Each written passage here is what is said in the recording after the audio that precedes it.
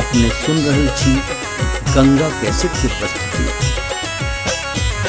देखी हम जे तोरा धक सा धर के हमर करे जागे जान जान के धर के हमर करे जागे जान जान गे तोरा बिन हम कोना का रह पे बैगे जान जान गे तोरा बिन हम कोना का रह पे बैगे जान। दुश्मन बनल जमाना कोना मिलना अपन अब है तेरे जान जान मिलना अपन अब है तेरे जान जान रे तोरा बिन हम कोना का जी पे बैरे जान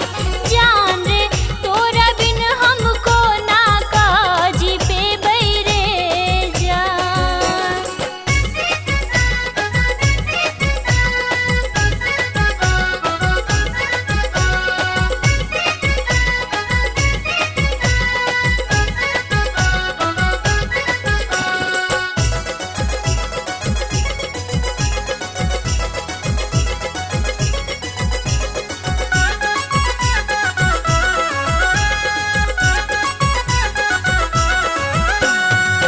ककरा कहबै के पतिए तै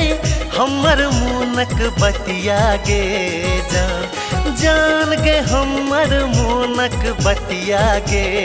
जान जान गे तोरा बिन हम जगले रहै छी रतिया गे जान जान गे तोरा बिन हम जगले रहै छी रतिया गे जान।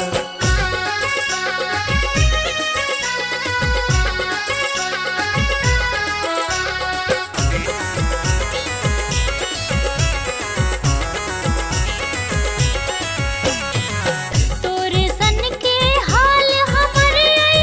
कोना तोरा बुझबियौ रे जान जान रे कोना तोरा बुझबियौ रे जान जान रे हमहु काटी तोरा ले अहुरिया रे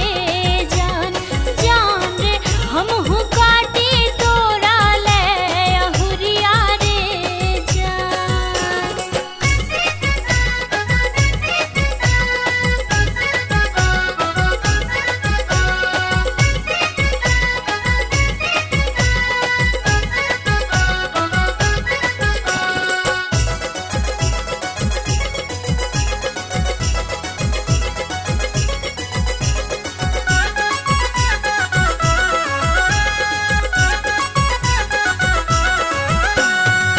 तोड़ के आइब जो बंधन सबटा रखबौ तोरा करे जामे जान जान गे रखबौ तोरा करे जामे जान। जान रे मिथिला के बेटी हम ई कोना करबै रे जान जान रे मिथिला के बेटी हम ई कोना करबै रे जान। देखी हम जे तोरा धक सा धर के हमर करे जागे जान जान गे धर के हमर करे जागे जान जान रे तोरा बिन हम कोना का जी पे बैरे जान जान गे तोरा बिन हम कोना का रही पे बैगे जान जान रे तोरा बिन हम कोना का